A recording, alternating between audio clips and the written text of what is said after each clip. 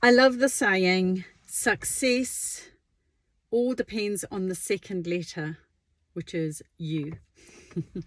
And I think that's such a great saying. I really do, because there's so many folks. I mean, like, I've been there, I'm no exception to this. So there's been stages in my life, and I'm sure I still do it now, where I've got my, one finger out, three pointing back shoes, which is, if you want to go look at that video, you'll find that interesting, because, we do that. It's like, this is supposed to be you're supposed to do this for me, or something outside of ourselves is supposed to do something for us in order for it to be successful. And if you're a entrepreneurial kind of person, or even a career oriented person, it can even it doesn't even have to be work related. It can be in a relationship. We expect something outside of ourselves to change in order, or to be available, or the circumstances just have to be all right and all lined up so that you can actually benefit from that. So it's something outside of ourselves that's supposed to make our lives better for us. And in a way, there is a sense of ego about that, isn't there? I mean, there's that, it's like, there's a slight narcissism, if I'm honest, about, the world revolves around me, and so it should, and we all go through that, don't we? Early, if you look at attachment theory, do have a look at my attachment styles ebook if you want. It's an e-guide that you can get for free when you join my Facebook group. If you want that, just do hashtag welcome gift, or hashtag attachment styles, and I'll send that to you for free. It's free to join the Facebook group as well for VICKI Jane. But it is really, very useful, because it gives you an insight into why we have the relationships that we actually do. Why do we expect certain things outside of ourselves, to make our lives better? Why should the world revolve around us? And there was a huge awakening in realizing that there's disempowerment in that kind of thinking, in that way of thinking, because it puts the power outside of who you are, outside of the container. If you think of a you, I do think of it as like the container that we are, and that you is you. There's more to you than you realize, and we, as women particularly, we tend to give away that power. And I don't know, maybe it's not just a female thing, but I think possibly maybe a little bit more so, because we're expected to be nurturing, we're expected to be giving out, we're expected to do more for others as a mother nurturing role, don't we? As a parent, as a mother, you're supposed to be there to look after those kids, you're supposed to be there to look after the family. There's almost a societal expectation that we automatically fill. We fulfill that role, don't we? But again, there is that point of like, well, where are you in that? Now, there's a lot of giving out, but you also need to fill that container as well. And yes, you can look to outside sources and whatnot about being successful in a relationship, in business.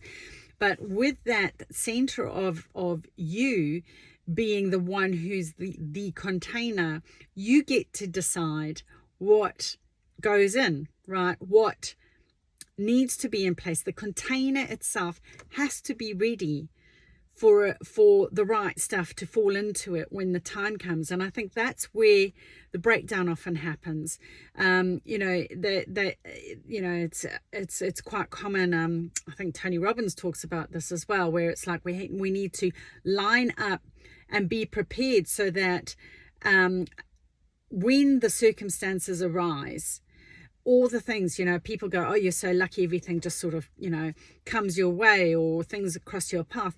Well, no, there was a lot of preparation to get to that place, So be as ready as you possibly can so that when the synchronicities happen, you're aligned to it. It makes it easy for the right things to fall into your container, into the that you want, that empower you.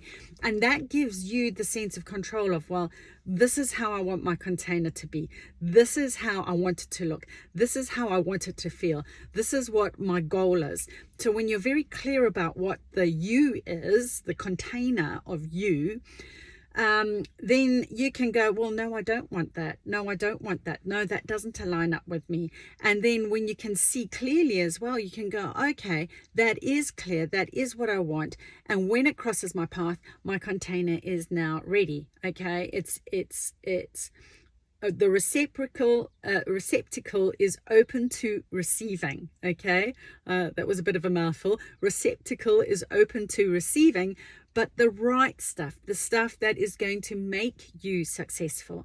So the more clear we are on that vessel, of what it's going to contain, what it looks like. And this is another thing that I find quite, I don't know if it's mainly because I do coaching and I suppose a lot of people are looking for that direction.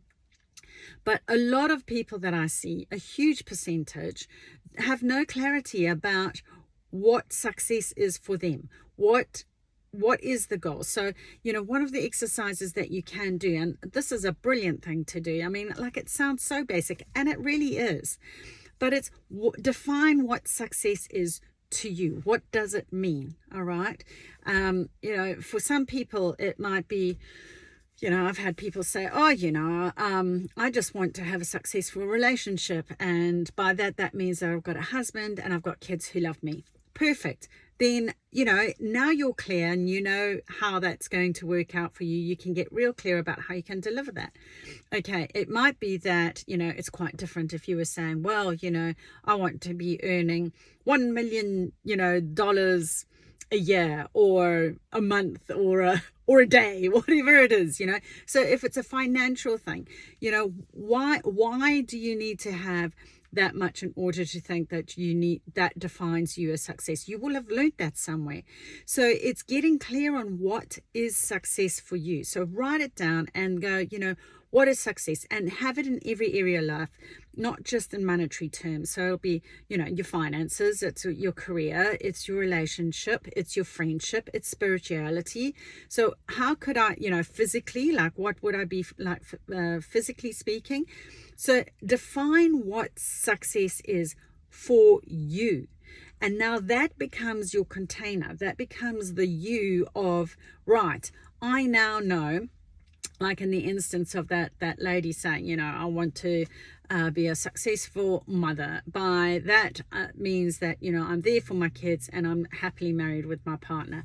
Okay, now if she's not married, then obviously it's how do we achieve that?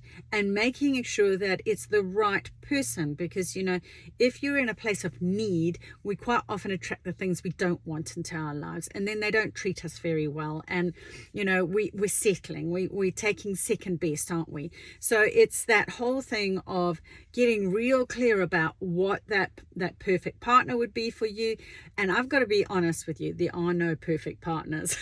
So I've just got to manage those expectations right up, because we're not perfect ourselves.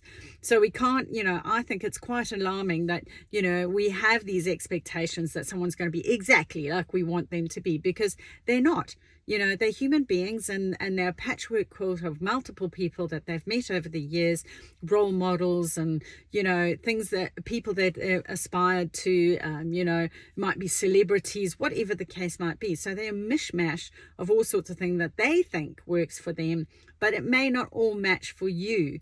And that's why you've got to get real clear about what does match for you and what doesn't. And if it doesn't match, then is that something that you can actually live with and forever? If you want to be happily married and have children and have a partner, you got to know that you got to last the distance, right? And it's not just about looks, and it's not just about the sparks and the chemistry, but it's like, will they be a good friend to you when you're sick? Will they be there?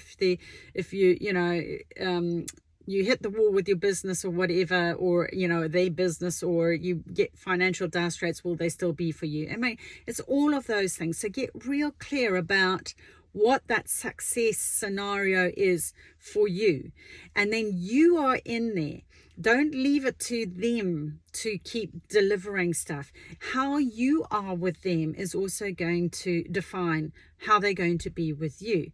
So, you know, we change ourselves. We work on ourselves to be the best version of ourselves, so that, you know, it attracts the right people into our lives. It attracts the right circumstances into our lives, the right business partners, the right staff, the right, you know, whoever it is, investors, whatever it is that you're wanting to do.